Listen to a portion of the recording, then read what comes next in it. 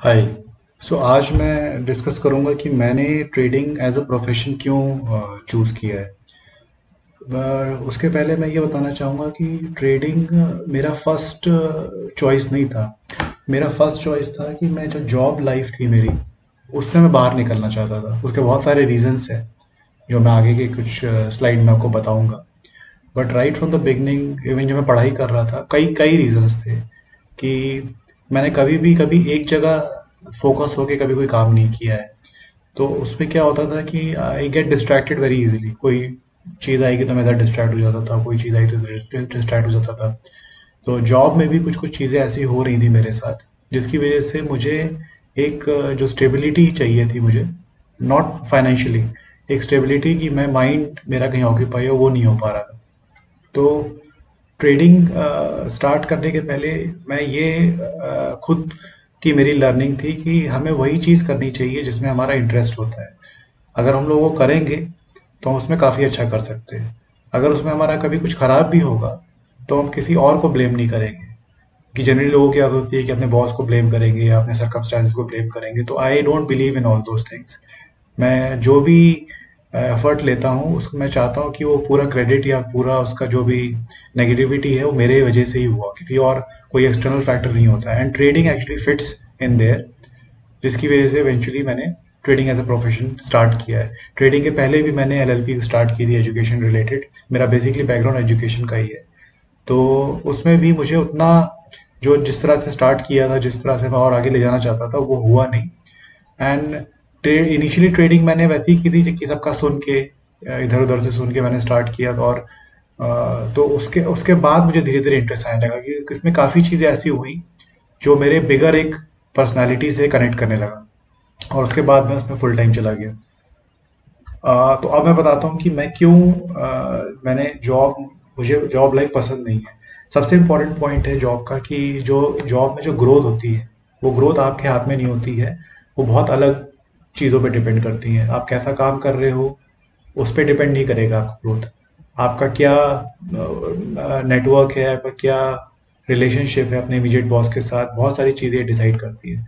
उसी से related factor एक सैलरी का भी है कि आपको पता है कि आपने साल भर बहुत अच्छा काम किया है, लेकिन जब अप्रेजल हो रहा है तो अगर आपको नहीं रिवॉर्ड मिल रहा है उस तरह जिस तरह से आपको चाहिए, तो that becomes a little disappointing.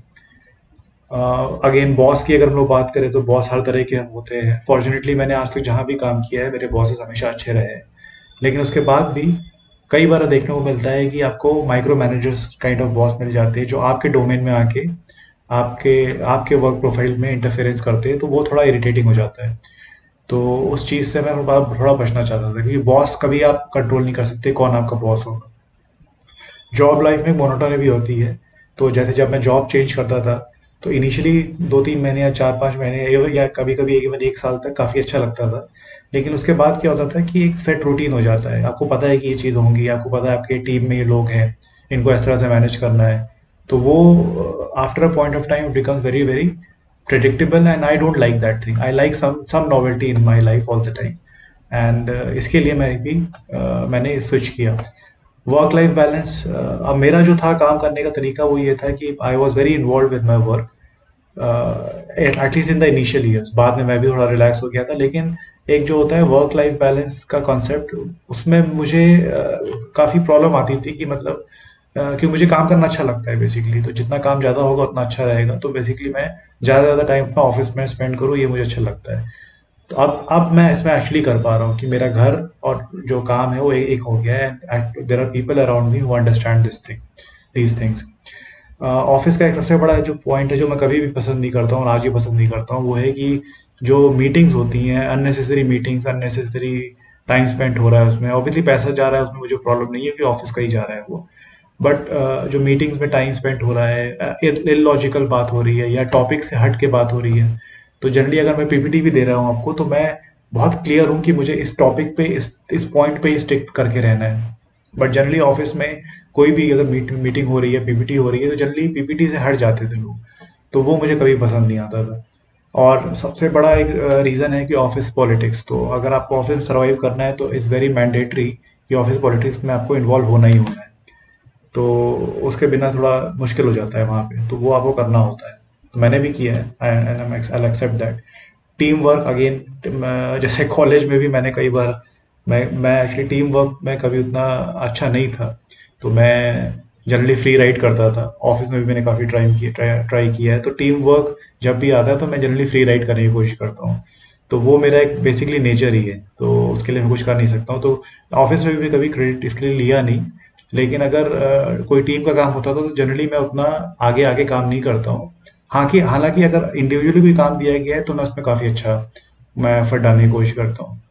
और एज यूजुअल, क्योंकि office is like a mini bureaucracy, it's not like a government thing but it's like a mini bureaucracy, तो कोई भी सॉल्यूशन इसमें है उसमें काफ़ी टाइम लगता है। तो ये सब चीज़ें मैं नहीं करना चाहता था लाइफ लॉन्ग, तो इसीलिए मैंने डिसाइड किया, कॉन्शियस डिसीजन लिया कि मैं स्विच करूँगा करियर। उसके पे लिए मैंने काफ़ी चीज़ों पे एक्सपेरिमेंट किया और finally something stuck with me and this was what what I am going to discuss today. तो जब मैं अपने खुद के लिए काम कर रहा हूँ तो इसका एडवांटेजेस आपको बता दे रहा हूँ। मैं डिसाइड करूँगा कि मुझे क्या करना है, ये मेरे लिए सबसे इम्पोर्टेंट है लाइफ में। कोई और डिसाइड नहीं करेगा कभी कि मुझे क्या करना है। जैसे मैं जॉब भी अगर कर रहा हूँ तो मेरा प्रोफाइल क्या है, मैं आया किसके लिए हूँ और काम कुछ और दे दिया गया है मुझे, that is something which is strict no for me. तो वो नहीं करना था, इसीलिए मैंने खुद का अपना काम स्टार्ट किया है। मेरा जो क्रेडिट है या मेरा जो मैं एफर्ट डाल रहा हूँ, trading is the only field according to me जिसमें आप जितना एफर्ट डालेंगे उतना डायरेक्टली आपको रिजल्ट मिलेगा। इसमें ये सबसे अच्छी बात है ट्रेडिंग की, और इसीलिए मैं इसको लाइफ लॉन्ग करना चाहता हूँ। और इसमें ये भी है, इसका ठीक उल्टा भी है कि जितना एफर्ट आप नहीं डालेंगे उतना आप लॉस भी होगा। जितना फॉर ग्रांटेड लूंगा मार्केट को उतना मेरा लॉस कंफर्म हो जाता है। तो इस डायरेक्टली रिलेटेड टू एफर्ट, एक दिन भी आप लाइटली नहीं ले सकते इसमें।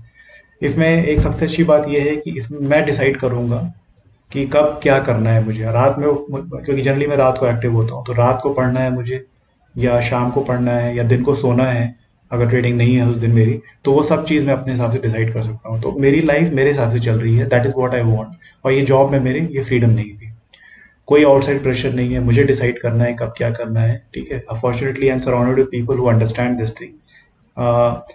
इसमें एक सबसे अच्छी बात मुझे क्या लगी, जो मुझे ट्रेडिंग के लिए एक काइंड ऑफ जल्दी स्विच करा दी थी, वो ये है कि मेरा एक इनहेरेंट नेचर है कि मैं अलग अलग टॉपिक्स पे पढ़ाई करता हूँ, अलग अलग टॉपिक्स पे इन जनरल पढ़ता रहता था इवन बिफोर ट्रेडिंग। तो वो चीज़ मुझे काफ़ी हेल्प करी है इसमें।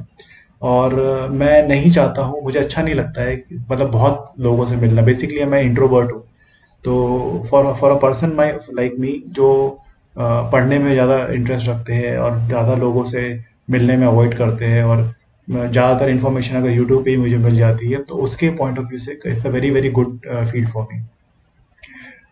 इसमें अगर मुझे कोई प्रॉब्लम आ रही है तो उसका सॉल्यूशन इमीडिएटली मुझे मिल जाता है। मैं थोड़ी रिसर्च करूंगा और उसके बाद मुझे मिल जाता है। ठीक है। और एक जो है, ये जो मेरा पढ़ने से ही लिंक हो गया है कि ट्रेडिंग इज मेरे हिसाब से 95% रिसर्च है।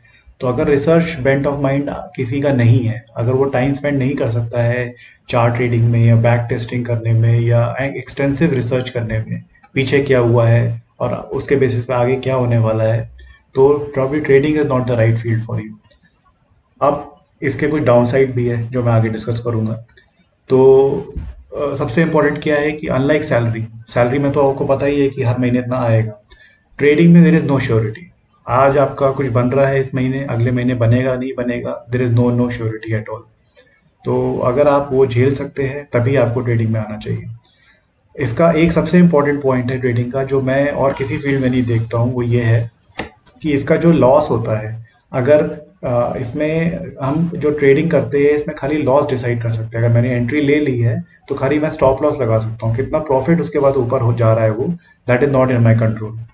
इसमें एक जो मैंने गलती की थी इनिशियली, 2014 में मैंने 13-14 में स्टार्ट किया था ये काम, तो मैंने कुछ कुछ चीज़ें फॉर ग्रांटेड ले ली थी। तो मेरे हिसाब से trading is a very very pure skilled kind of work. जैसे एक डॉक्टर का काम होता है, अगर आप उसको बोलेंगे ऑपरेशन करके दिखाओ मुझे 1 घंटे में, तो वो नहीं दिखा सकता है। उसने उसके पीछे बहुत मेहनत की है, उसने पढ़ाई की है, उसने एक्सपेरिमेंट किया है, उसने बॉडी पे रिसर्च किया है, बॉडी पे एग्जीक्यूशन किया है, एग्जीक्यूट किया मतलब ऑपरेट किया है, उसके बाद फाइनली वो ऑपरेशन कर पा रहा है। तो trading is very very precise और very very precision based I think profession. तो इसमें अगर कोई बोलेगा आपको कि मुझे 5 मिनट में बताओ कि क्या करना है या 10 मिनट बताओ क्या करना है, तो प्रॉब्ली वो आप नहीं बता पाएंगे। अगर आप बता भी देंगे, क्योंकि मेरे सारे प्लान में शेयर करता हूँ, तो तब भी 1-1 सेकेंड या 5-5 सेकेंड की एंट्री डिफरेंस से आपके काफ़ी लेट एंट्री हो जाती है। तो from that point of view it's a very highly skilled profession according to me. तो इसमें आपको अच्छा खासा टाइम स्पेंड करना पड़ेगा before actually you jump into trading. ये मेरा जो मैंने बाद में रियलाइज़ किया था। It was very difficult initially for me to change my routine. मैं सुबह एक्टिव नहीं होता हूँ कभी, बट ट्रेडिंग में 9:15 और 8:30 ऑनवर्ड्स तो मुझे एक्टिव सबसे बेस्ट शेप में होना चाहिए अपने। तो वो करने के लिए मैंने सुबह अपनी सारी चीज़ें शिफ्ट की है, लाइक एक्सरसाइज और जो भी मॉर्निंग रूटीन है। तो वो बहुत मेरे लिए इनिशियली बहुत मुश्किल था, लेकिन अब वो हो गया। इनिशियली कुछ प्रॉब्लम आई थी उसमें। इसका एक और फैक्टर है कि जब लॉसेस होते हैं, कई बार बड़े लॉसेस होते हैं या कंटिन्यूस लॉसेस होते हैं, तो उससे डील करना it's a little tricky. Initially तो थोड़ा प्रॉब्लम होता था, लेकिन उसके बाद you get use to it. Once आपको पता है कि क्या आप कर रहे हो, श्योरिटी एक आ जाती है आपको कि अच्छा हाँ, loss is also part of the game.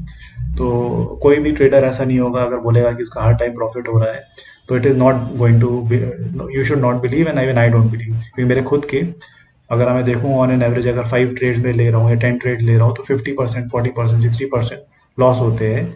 और जो 40% जो गेन्स हो रहे हैं, वो लॉस को मेरे वाइप आउट कर देंगे। तो ये बेसिकली ट्रेडिंग का मेन मंत्र है। Trading is very very stressful.